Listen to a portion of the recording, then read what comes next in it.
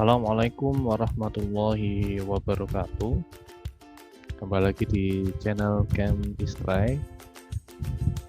Pada kesempatan kali ini kita akan belajar bersama tentang materi kita selanjutnya, yaitu larutan penyangga, yaitu salah satu materi di jenjang SMA di kelas 11.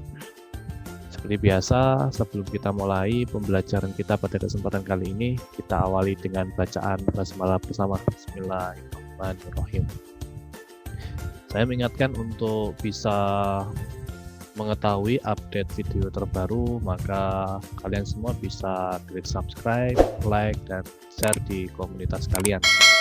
Baik anak-anak, kali ini kita akan belajar di bagian pertama dalam materi larutan penyangga, yaitu tentang konsep larutan penyangga.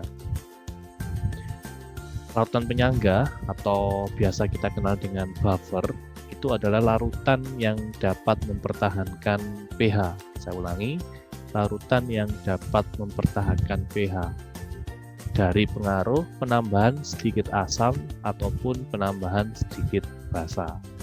Jadi ketika ada larutan, kemudian ditambahkan sedikit asam dan ditambahkan sedikit basa, maka larutan ini bisa mempertahankan pH-nya.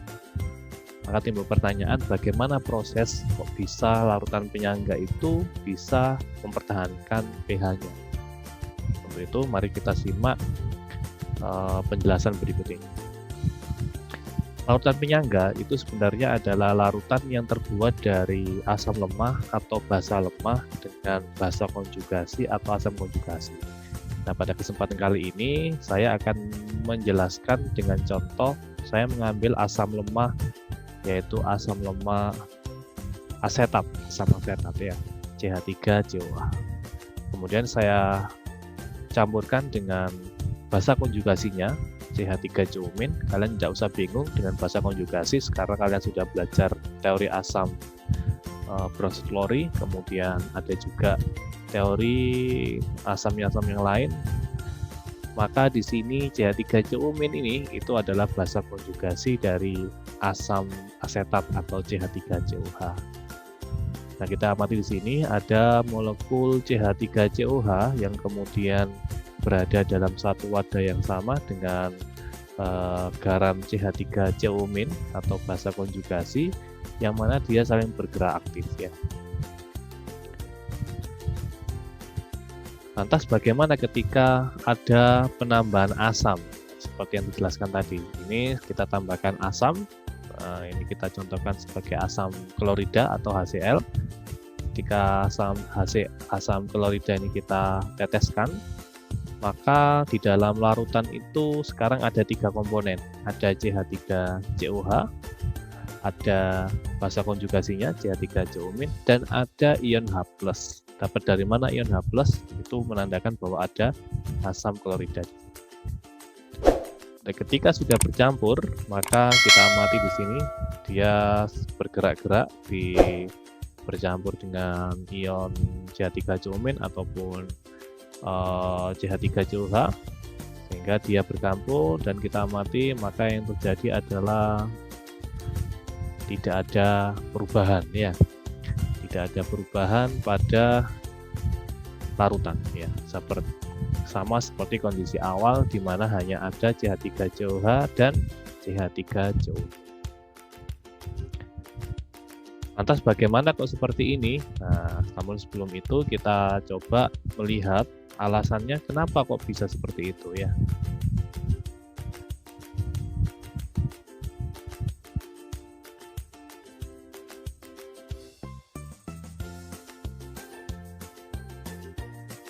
Nah, kalau kita amati bersama, ketika CH3COH dengan CH3-COMin ditetesi dengan asam kuat HCl, dan ketika ada H+ yang kemudian saling berinteraksi, ternyata H+ di sini, ion hidrogen, itu akan bereaksi dengan ion asetat atau basa konjugasi dari asam asetat ya. Seperti yang ada di penjelasan di slide, bahwa H+ itu nanti akan masuk bereaksi dengan CH3-COMin sehingga membentuk CH3COH. Nah, akan terbentuk CH3COH di sini. Sehingga CH3COH ini akan kemudian bergabung dengan CH3COH yang pada awal mulanya memang sudah tersedia di dalam suatu wadah ini. Jadi saya ulangi, ketika ada H+ yang kemudian ditambahkan di sini,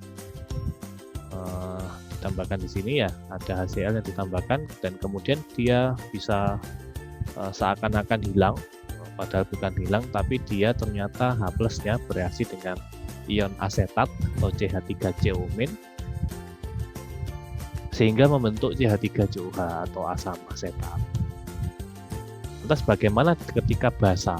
Nah, jika di sini saya menambahkan basa kuat, ketika diteteskan, maka yang terjadi juga sama ya.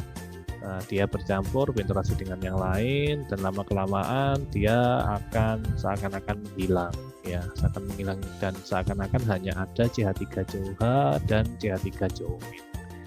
Karena pada kondisi secara mikroskopis itu ternyata ion OH- ini akan dinetralkan oleh CH3COH.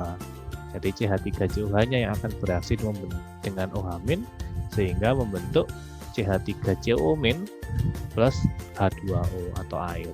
Nah, sedangkan kita tahu bahwa CH3CO- ini itu memang di awal juga sudah tersedia dalam bentuk basa konjugasi dari asam asetat. Artinya seperti komposisi di awal. Nah, hal tersebut yang kemudian membuat bahwa larutan penyangga ini bisa mempertahankan nilai pH-nya. Karena ketika ditambahkan asam atau basa, maka dia akan bereaksi dengan komponen-komponen yang ada di larutan tersebut. Bisa bereaksi dengan asam lemah atau basa lemahnya, atau bisa bereaksi dengan asam atau basa konjugasinya. Jika cukup jelas, bisa dikomen di kolom komentar untuk kesimpulan yang kalian dapatkan dalam materi kali ini. Sebutkan nama dan asal dari mana. Terima kasih, semoga bermanfaat. Kita kembali di lain kesempatan. Saya akhiri, Assalamualaikum warahmatullahi wabarakatuh.